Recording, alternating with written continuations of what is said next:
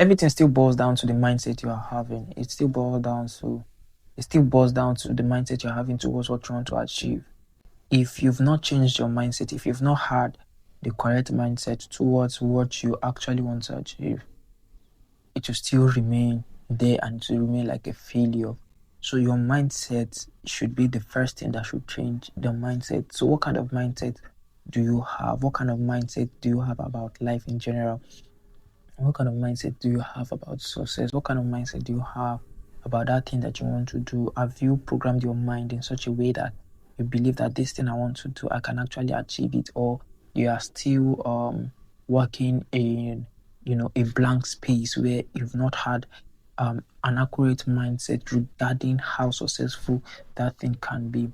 And having said that, I'm still going to talk about the place of planning, but the most important place is the mindset. Now, how is a mindset, or what's a mindset? A mindset is like a chef. It's like a drawer, or how will I put it now? A place where you keep something, a storage. And in a storage, there are different things. Let me use a book storage or a library, for example. A library, a shelf at the library. There are different things that we keep there. There are different books, different files that are there. So that's how our mindset is. Our mindset is like a compilation of different files, a compilation of different things, different thoughts, different trainings, different ideology, different things you've learned. You've picked this, you've picked this, you've picked this, you've picked this, you've dropped it there. You've dropped it in that your library that's called your mindset, right? You've dropped everything there, and at some point you go back to that mind unconsciously. You might not know. You go back to that mind and check what is there. And at the end of the day, it's what is there that you use at that present time that you need it, right? Maybe you are looking at you want to talk about religion now. It's what you've already kept in your library that you're going to use at that point. If you're looking at money, it's the kind of financial thoughts that you've gathered and you've dropped down in your library that you're going to be putting there. So that's how the mind works. It's like a school of thought where you've dropped a lot of things. So that's why I said the mindset matters. What you have dropped in the mindset matters. And one thing about the mind is that it can be a place where you learn, unlearn, relearn, and you need to. That means there are some things you need to take out. There are some things you need to bring into that mindset, and there are some things that you need to change. You need to actually replace them with a new school of thought. So that's how the mindset is. So what's your mindset about life? What's your mindset about that thing that you want to do? So you need to change your mindset, read on it, have much more experience. Look at people that have knowledge in that aspect, in that area of life. Look at what they have done. Look at what they are doing. Look at how they are able to do that which they are doing. Mindset can be a limiting factor. Mindset can be a limiting factor, and it has a way of stopping people based on what you've stored in that your library. So let's say, for example, now, still giving the concept of a mindset, right? So a mindset is, different books kept in the library. Now, for each of those books, right? For each of those books, they are like a folder. Those books are like a folder, and each of those folders, they have their title, they have their names. For example, just like general books now in the library, they have their name. So you know that this book is for a specific purpose. This book is for a specific purpose. So that's how our mindset also works. For everything that you are dropping in that mind, for everything that you are putting in that mind, it has a specific purpose. It has a specific plan why you have, kept them in that place. And that is why it is good that as a young person, or whatever person you are watching this right now, you need to sieve out what you are allowing into your mind. You need to sieve out what you're allowing to your mind. And you need to sieve out the kind of content you're allowing to your mind, because every content, consciously or unconsciously, actually saves itself inside your mind. And it programs the way you think. That is why you see a lot of well-to-do people, they don't disturb themselves. They don't allow a lot of things into their mind. They don't even bother seeing it, because our mind works even with pictures. Every picture you see, our mind grabs it. Every picture you are seeing, your mind grabs it. That's why they don't want to even say some certain things, because it stores in the mind unconsciously. All right, so let me give you an example now. It's a scenario of, let's say, this lady now.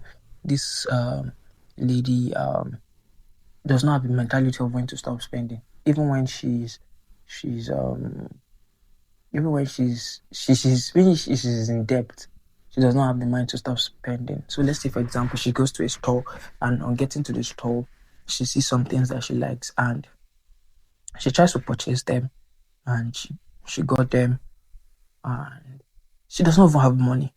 But you know what? At that point, because she has that mentality that I can go for it and I can recover. Now, I'm not saying that this is a good mindset, but I'm just letting you understand how the mindset works. Why there are some people that they believe that once they're in debt, they should stop spending. That's a mindset. They've programmed their mind that once they're in debt, they should stop spending. Once they're in debt, they should start thinking of, now this is a person who is in debt, but still believe that she still needs to keep spending to the point that she can still pay that debt. So there's like a point of an assurance.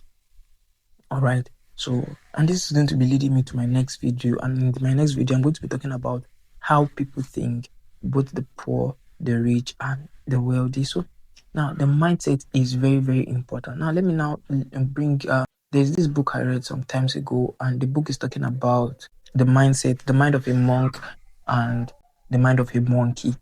The mind of a monk and the mind of a monkey. And one thing I discovered about that book is our mindset actually really matters, and we overwork our mindset.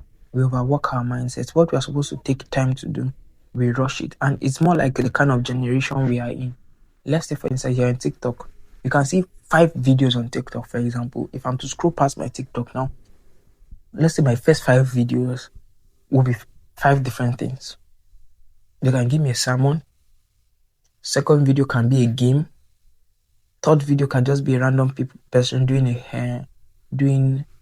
head podcast or a head video. Third video can just be something I just need to read through. And 5th video can just be maybe a lady or anything talking or dancing or any whatever. So those different things played with my mind in different aspects. Do you get that? So at that point, my mind has jumped from different places, from a sermon to, games, to, it could be an adventure, to somebody having an overhead talk. And that's how our mind works. Meanwhile, our mind is not supposed to work that way. And it's really putting a lot of pressure on the mind. And his mind is not able to focus on a particular thing. What I'm just trying to drive at is that we need to think not like a monk. Think not like a monkey, but like a monk. Now, a monkey, generally, if you put a monkey in this place, now, a monkey jumps around. We just want to jump, hang around, hold the burglary, jump here, jump here, and do some certain things. But the mind of a monk is calm. Pick one thing, work on that thing, focus on that thing, dwell on that thing at a time before going to another thing. Once it's done with that thing, complete that thought, complete that school of thought. Why have you thought about this thing? Why have you dwelt on this thing? Then after that, move on to another thought. That is how we ought to think, not to jump. And at the end of the day, when we put our thoughts together, we find out that in a day, the day has gone. Nothing, we've really not thought of something at all at the end of the day. So we need to put our minds together, know how to think through, and focus our mind on the right thing. I hope you're really able to get value in this video. Kindly like and subscribe. That's how the mind works. In our next video, I'm going to be talking about the various kinds of people and how they think. See you in the next one.